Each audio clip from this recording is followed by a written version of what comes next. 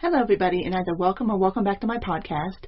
As always, I would like to remind everybody at the top, if you do like this, please rate, comment, and subscribe. You can find me on iTunes, Google Play, and Stitcher. Okay, so this is an episode that I've been trying to find time to do for probably the last at least 6 weeks. Like, I've had this all mapped out, show notes, everything ready to go, but the news cycle just would not slow down long enough to let me actually make this episode. But I decided today I'm making the episode, forget the news cycle for a little while because I want to talk about this. And basically what I want to cover in this episode is my thoughts on the FOSTA-SESTA, kind of the new law basically, and my general thoughts on sex work and sex workers in general. And where I want to start with this is I want to give the Wikipedia definition of a sex worker, because I think whenever somebody hears the term sex worker, you just automatically think of prostitute and that's it. Which, I mean, they are sex workers too, obviously. But the term is a lot broader than just relating to prostitution. And so I kind of want to start off with that. So, without further ado, the Wikipedia definition of sex worker. A sex worker is a person who is employed in the sex industry.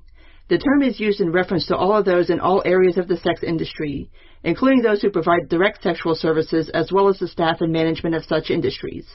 Some sex workers are paid to engage in sex acts or sexually explicit behavior, which involves varying degrees of physical contact with clients, prostitutes in some but not all professional dominance, pornography models and actors engage in sexually explicit behavior which are filmed or photographed, phone sex operators have sexually oriented conversations with clients, and do auditive sexual role-playing. God, I can't talk today, I'm sorry. Other sex workers are paid to engage in live sexual performances such as webcam sex and performers in live sex shows. Some sex workers perform erotic dances or other acts for the audience. These include striptease, go-go dancing, lap dancing, neo-burlesque, and peep shows. Sexual surrogates work with psychoanalysts to engage in sexual activity as part of therapy with their clients. Thus, although the term sex worker is sometimes viewed as synonymous or a euphemism for prostitute, it is more general. Sex worker can refer to individuals who do not directly engage in sexual activities such as pole dancers, sex toy testers, and strip club managers. Another example of sex workers that would not fall under the term prostitute would be an adult talent manager who negotiates and secures pornographic roles for clients. There are also erotic photographers who shoot and edit for adult media and porn reviewers who watch and rate adult films. Some people use the term sex worker to avoid invoking the stigma associated with the word prostitute. Using the term sex worker rather than prostitute also allows more members of the sex industry to be represented and helps ensure that individuals who are actually prostitutes are not singled out and associated with the negative connotations of prostitute. In addition, choosing to use the term sex worker rather than prostitute shows ownership over the individual's career choice. Some argue that those who prefer the term sex worker wish to separate their occupation from their person. Describing someone as a sex worker recognizes that the individual may have many different facets and are not necessarily defined by their job. So, like I said, the term sex worker goes a bit beyond prostitute, and it includes people who don't have actual sex with their clients. I mean, they engage in sexual activities, like if you're stripping or you're a dom or you're a sex surrogate, where you're doing sexual activities, but you're not having actual sex with clients. And that's kind of where the title of this episode comes from, because I do think that maybe if all sex workers of all stripes kind of got together and started advocating for each other, then maybe we can start getting rid of some of these laws that are obviously, prostitution is not legal in very many places in this country. I mean, there's a handful of places where it's legal. But even as far as being a sex surrogate, that's kind of a legal gray area. As far as being a stripper or an exotic dancer, laws vary from county to county and city to city as to what you can and cannot do. So I think that I would like to see a community of sex workers come together and start advocating for each other. Now, as far as my thoughts on sex work, obviously, I am a libertarian. I am a very, very deep believer in the idea of self-ownership. I think that your body is one of the few things that you can honestly say that you own in this world, and that you have the right to do with it whatever it is you wish to do with it. And if that includes selling it for money, go for it. What I would like to see, and I'll kind of roll this back a little bit, what I would like to see really, really happen that's could logistically actually happen is decriminalization of prostitution and of sex work. And I go with decriminalization over legalization because that seems to be the path that actual sex workers want to take. And unlike some people, that we'll discuss a little later, I actually listen to what the sex workers have to say and what they want. And so if they're saying that they would like decriminalization, then I will go ahead and advocate for decriminalization over legalization. Although I see the pros and cons of both, and I can see, like, decriminalization means that obviously it's not a criminal act anymore, but you can still be, like, fined and punished for it and stuff like that. But on the flip side, full legalization would mean that it can then be taxed and regulated, which that's a whole nother ball of wax too. So I guess if I had to pick between the two, I would go with decriminalization. But what I would like to see at some point in the future is for the state to just not have an opinion on it at all. Because honestly, it's nobody's business what you do. Like, if you are a consenting adult and you want to have sex with one or more other consenting adults, and if there's an exchange of money that takes place, that's nobody's fucking business but y'all's. Like, I don't want anybody to have an opinion on it, especially not anybody involved with the state, because, like I said, it's just, there's no reason for it. There's no reason for them to have an opinion on your personal private sex life or anything else that you wish to do with your body. All right, now having said my piece on that, let's move on to FOSTA-SESTA, which is the legislation that was passed back in April that addresses the current kind of, sex trafficking situation, which is bullshit, but we'll get into that. Want to go ahead and just let you guys know what FOSTA-SESTA is, which, slight side note, every time I say SESTA, I want to say SESTRA because Orphan Black has ruined me. But here we go. The Stop Enabling Sex Traffickers Act, SESTA, and Allow States and Victims to Fight Online Sex Trafficking Act, FOSTA, are the U.S. Senate and House bills that are the FOSTA-SESTA package became law on April 11, 2018. They clarify the country's sex trafficking laws to make it illegal to knowingly assist, facilitate, or support sex trafficking, sex trafficking was already illegal. Human trafficking is illegal. We didn't really need like another law codifying that. It's already on the books. But that was the cover, in my opinion, to do the second half of this legislation, which is and amend the Section 230 safe harbors of the Communications Decency Act, which make online services immune from civil liabilities for the actions of their users, to exclude enforcement of federal or state sex trafficking laws from its immunity.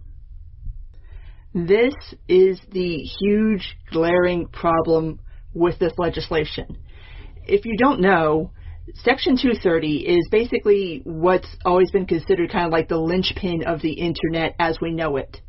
What it says is that you cannot be held responsible for something that somebody else says on your platform. Like, the only person that can be held responsible for online speech is the person who actually does the speech. And I say speech in air quotes because obviously it's typing, but it's the precedent that makes it to where, like, if you are hosting a website and there's a comment section and somebody posts something about wanting to put a federal judge in a wood chipper, the infamous Reason case, that the provider of the website cannot be held responsible. Like, the ISP can't be held responsible. The whoever hosts it can't be held responsible. Basically, it's created that safety net so that people can say whatever they want to say on the internet, and then if somebody says it on your platform, it's not your responsibility to police it. So making an exception to Section 230 is a very, very big fucking deal. Because if you're going to start down this road of making exceptions to 230, especially for, especially in this case, like specious reasons that don't even really exist to make an exception, that sets a very dangerous precedent, because then it starts to be like, well, what other case can we bring up, or what other legislation can we get passed that will create an exception to 230? So that's really, really the problematic part of this legislation. And then because of this exception that's been carved out, obviously online sites have done what you would think that they would do. Basically, when you're presented with something like this, they basically Backpage was seized by the FBI, and that's a whole nother ball of wax. But, like, Craigslist shut down their personals, like, Eros has stopped taking, like, U.S. submissions. Basically, like, any site that had anything like personals or anything like that that could possibly have been used as a vehicle for facilitating, like, people finding prostitutes or any kind of sex work or anything like that, just straight up, like, shut it down. Like, everything just got shut down immediately. And I understand why, because, like, you don't really want to take that risk, like, if you're Craigslist and then all of a sudden, like, the FBI is knocking on your door because they think that you're facilitating human trafficking or sex trafficking, and then all of a sudden you have to deal with that. So, like, I get why they did it, but it's still, like, it was just such a huge, huge impact on sex workers, because a lot of them, and this is probably something a lot of people don't really know, but there was kind of like an online community of sorts, not only just for sex workers to talk to each other and kind of discuss their lives and their experiences and stuff like that. And all that got shut down too, because obviously you could construe that as promoting prostitution or promoting sex trafficking. But also there were a lot of sites where you could go, like, even if you were a client looking to hire a sex worker, and then obviously sex workers are on the site, and it provided this way of communicating with each other without having to actually, like, physically, like, be in each other's presence. Like, you could talk about, you know, what you want to do, what is allowed, what isn't allowed, pricing, and also just to get kind of like a general vibe of the person and be comfortable with that person before you actually show up on their doorstep. And that was actually a massive, massive step forward in keeping sex workers safe, because it created that barrier to where you can kind of, like, feel somebody out. And it also, for clients too, you could, like, feel somebody out to think, like, okay, this person's probably not going to rape me, or I can hire this woman and she's probably not going to come over to my house and, like, tie me up and steal all my stuff. Like, it provided a much safer environment for sex workers and clients to connect, communicate with each other, and basically just overall have a better experience with each other, because otherwise you're kind of stuck just, like, kind of doing it on the fly. Like, when you show up, you have to discuss all these things, and it's like, it doesn't make for a very safe experience for either side. So that was really a huge blow to sex workers and to people that hire sex workers. And then, even beyond destroying a community that was very beneficial to the people that were part of it, FOSTA-SESTA just sets up a glaring, huge, red, honking First Amendment violation, because this is the government saying what you can and cannot say on the internet. And it's, to me, it's an obvious, I don't even understand how they were managed. Well, I do understand how they managed to pass this, because let's face it, who reads things before they vote on them? Like, who sits down and critically sits down and thinks, it's like, you know, if we make this exception to Section 230, that can really be construed as a First Amendment violation. It's probably not going to stand up under the first court case that's brought against it. No, it was just, oh, I don't like sex trafficking. That sounds bad, so I am going to vote against sex trafficking, even though sex trafficking is not really a thing that is all that huge in this country. But sex trafficking is bad, and I want to go on record saying that I am against sex trafficking.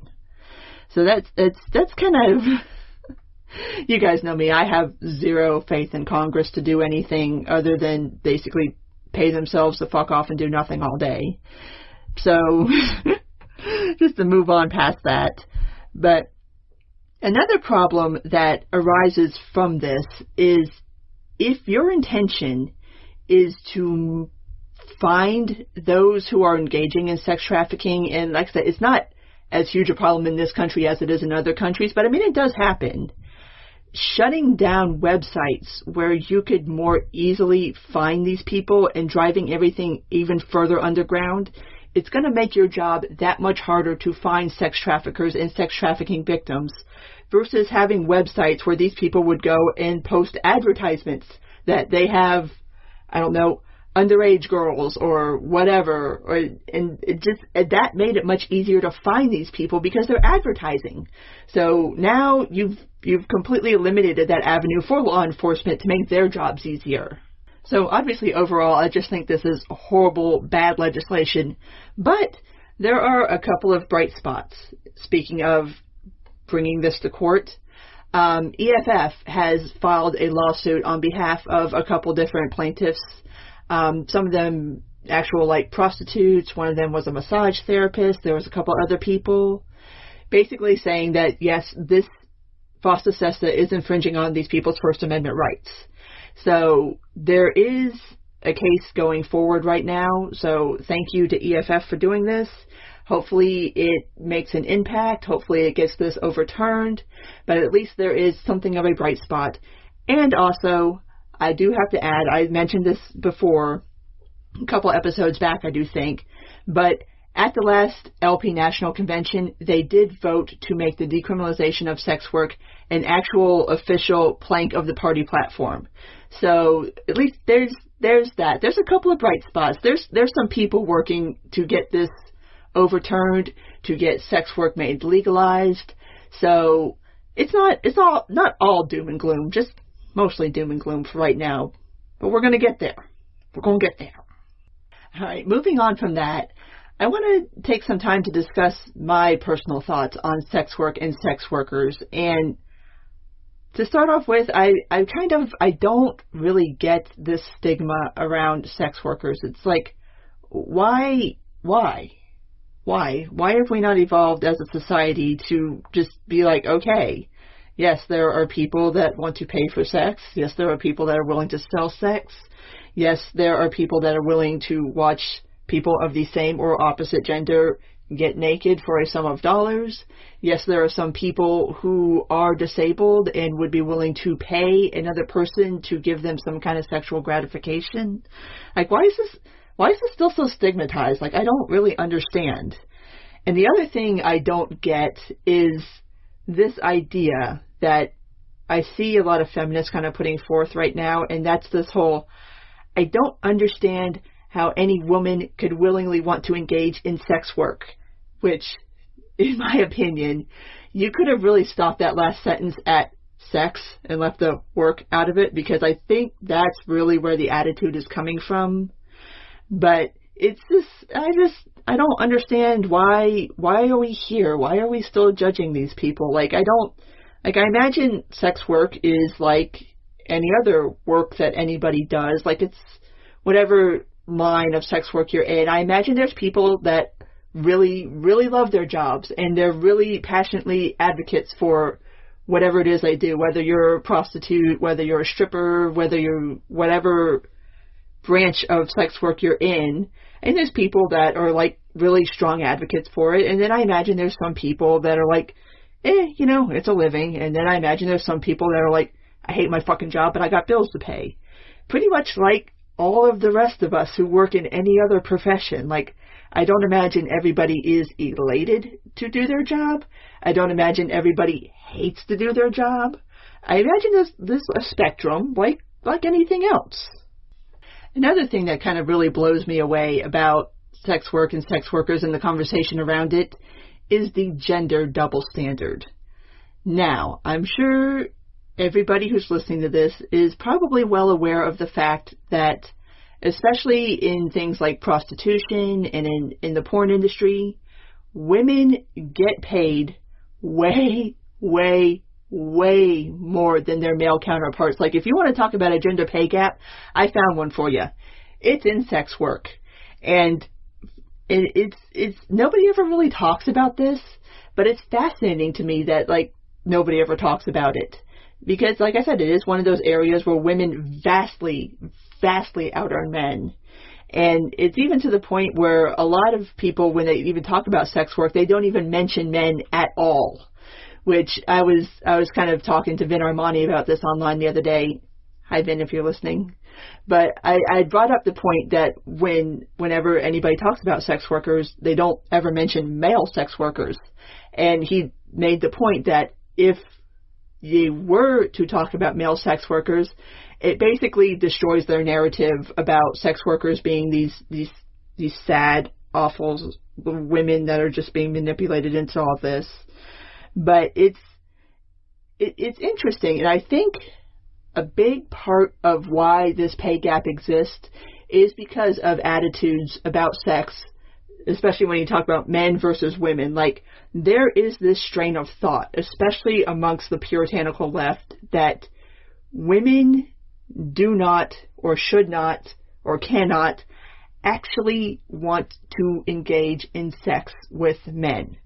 For money, for anything, just straight up, like there's this concept that they don't think that that's actually possible. Like, somehow, if you're engaging in sex with a man, like, there's something else must be going on. It can't just be that you want to fuck somebody. It's like there's got to be something oppressive or awful or horrible happening to you to force you into this position. And obviously nobody thinks that about men. So it's kind of, I see the pay gap thing as people thinking that women need to be compensated more for sex work because they're more put out by it. Like, if you're of the opinion that this is something that women are not supposed to want to be doing, then obviously you're going to think they need to be paid more to do it, versus men who everybody just kind of assumes, like, all right, well, you would be having sex with women anyway, so, okay, here's a couple dollars for you to go do it. Like it's just that different attitude between men and women in sexuality that I think really accounts for that pay gap.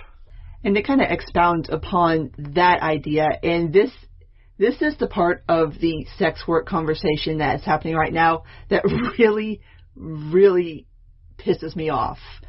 And that's this idea, especially you see it coming a lot, you don't even really see it from the right anymore. You really see this from like the hard left. And that's this idea that every woman who is engaged in sex work is some kind of victim of something or another, and fuck you. If you think that, go fuck yourself. Not all these women are victims. Every woman has fucking agency. And for you to sit there and to think that just because a woman chose something to do something that you don't want to do, that she's somehow a victim of something, no, you can fuck right off with that. Because that is so belittling. That's so rude to do to somebody. Like, you're basically saying that any woman who engages in sex work has no fucking agency, no self-ownership, and cannot have possibly have entered into this of her own free will. And that's fucked up. Like, you claim to be for women having agency, for having the right to do what they want to do sexually, but as soon as one of them does it, especially if it's in a way that you don't like, all of a sudden you want to portray somebody as a victim of something? No.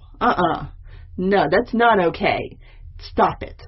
Don't put that kind of victimhood mentality on these women who don't deserve it, who don't want it.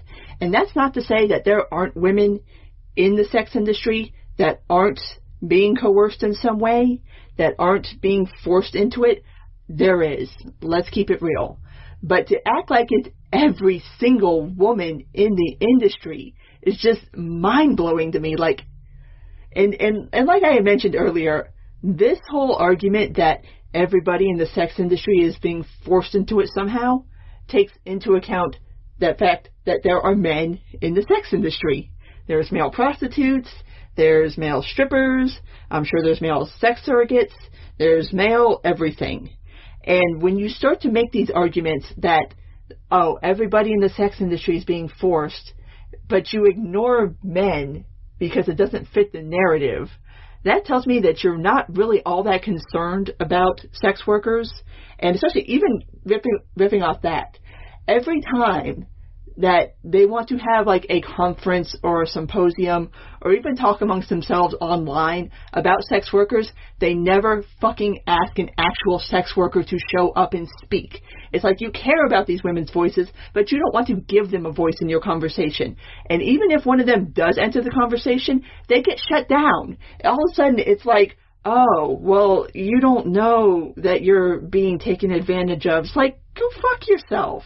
Like, you don't really care. You're just fucking posturing and virtue signaling and not actually listening to the actual sex workers who are trying to tell you that, no, I'm not a victim.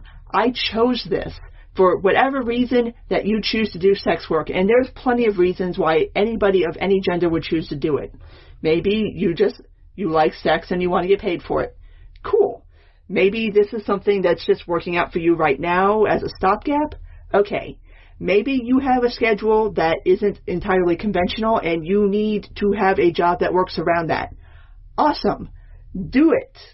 And that's actually something I learned recently from watching YouTube videos. I fell down like this weird YouTube rabbit hole. And I started following this one woman. She's a stripper. And she was talking about like her schedule.